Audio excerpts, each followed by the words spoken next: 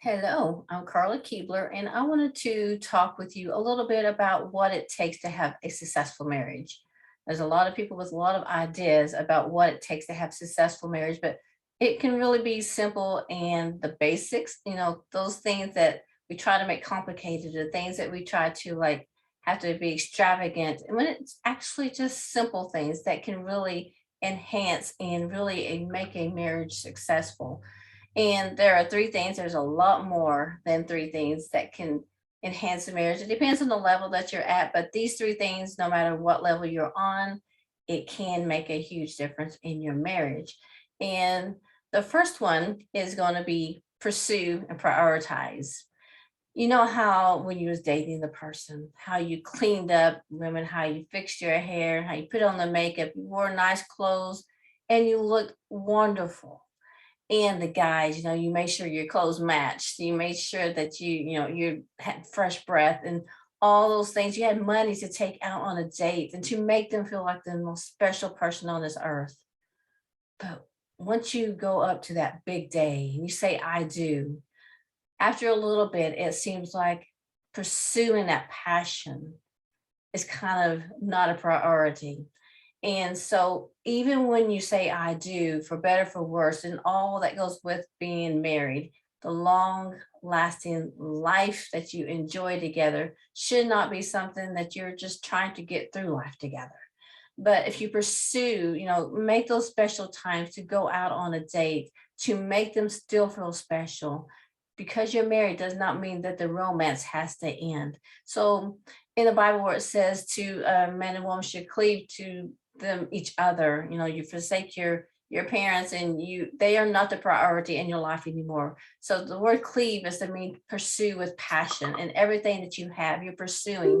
And so even though you're married, you should still be pursuing your spouse with everything that you have in them, to hear them, to listen to them, and prioritize their emotions and give them a safe zone to be in. And prioritizing is God is first above all in your life, in your marriage. And He is first. And under that would be God. And that is your spouse that you're pursuing with everything that you have within them. But by pursuing God first, it will give you a heart to pursue your spouse. And you both will have the dream marriage that you both dreamed of by pursuing God and pursuing your marriage second. And that is above everything else. We have hobbies and we have things that we want to do. And that does not mean that has to end, but you have to communicate and reflect what that's going to look like. And it's for the benefit, for the best of both of you, not to be frustrated because, well, they don't listen to me, but pursue them.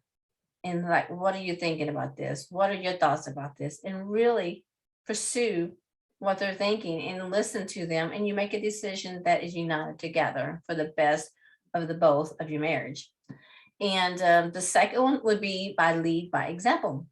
And we think that, we have to fall into society. Well, we're married now. Well, we don't have to go out on dates. We don't have to make the other one feel so special. We can go talk about them behind their back. When we was dating, they was the sparkle of your eye, and everything that you did was like, how can I make them happy? How can I let them know I care about them?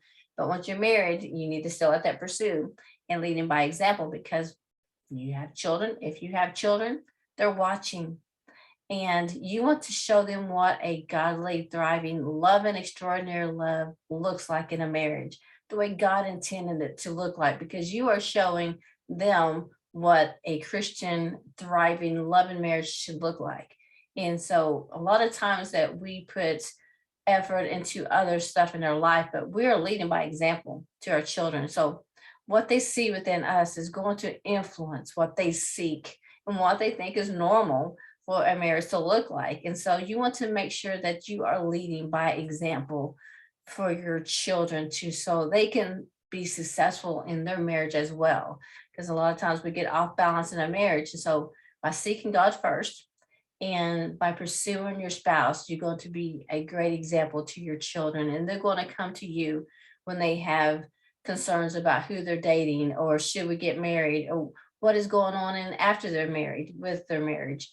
And so they know that they can come to you because you have spent the time to pursue God and pursue your spouse and to be a great example to your children. And the next one, the third one, is to share everything.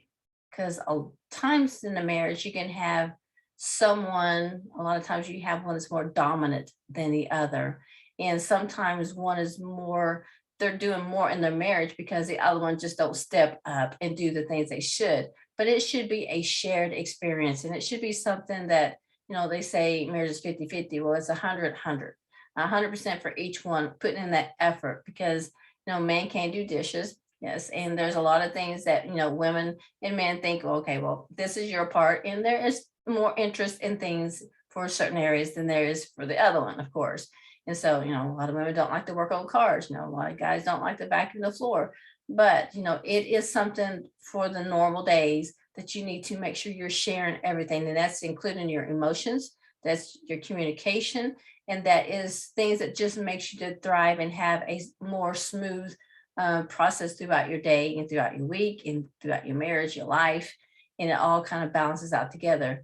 And so if you have one that's dominant, it's off balance, and that does not mean that anybody should be a doormat. God did not put anybody else in charge of your life and of your destiny. So we are to be a support for each other, and we are to have a safe zone for each other. And so, there may be things that, okay, well, you hurt me by saying this. Well, I'm sorry, can we talk about this? What is it that I said? And I will do better. Let's talk about this and see what I need to improve on and, clear things that maybe I did not mean for it to come across that way. So we will get a clear understanding so that silent treatment does not begin and the devil does not have a foothold in isolation, withdrawal. And that is something the devil wants to put a foot into your marriage. And if you share everything, if you share your emotions, you share your chores, you share, your thoughts, and to know like you are important to me. What do you want from me today? How can I serve you today? And when you have two servants, oh wow, what amazing marriage that will be when you have two people striving to be the best they can be for the other one. So if you do those three things, in any marriage, no matter what level you are on, you can have a successful marriage. And I am so thankful, that God has allowed me to come through a process to where I'm able to have that experience in my life all the time, every day. My husband treats me like a queen every single day. And I strive to do the same for him, to treat him like the king that he is in my life, because I believe that our spouse is our best friend. And there's someone that they are worth pursuing.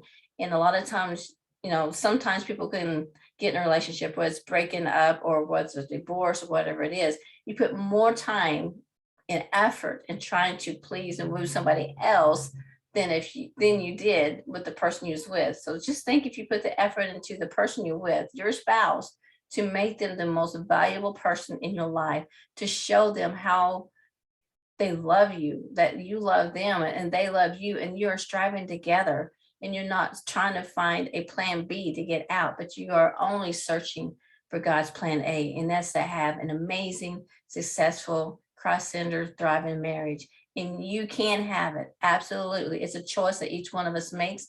And I know that God has things for each marriage that more than you could ever dream possible. If you just stick with its godly principles and to know it's not rules and regulations to make your life miserable, but it is to enhance your life, to make it extraordinary, and everything that you've desired, it can happen. And so I just wanted to spend some time with you today and to instill into your marriage and to let you know that, by just doing those simple three things, they may seem simple and sometimes they're the hardest thing to do for some people. But if you just strive to do that every single day, you would be amazed at the transformation that can happen in your life and in your marriage. And so I hope you are doing amazing and we are growing and having transformation every single day of our life. So I'll talk with you soon.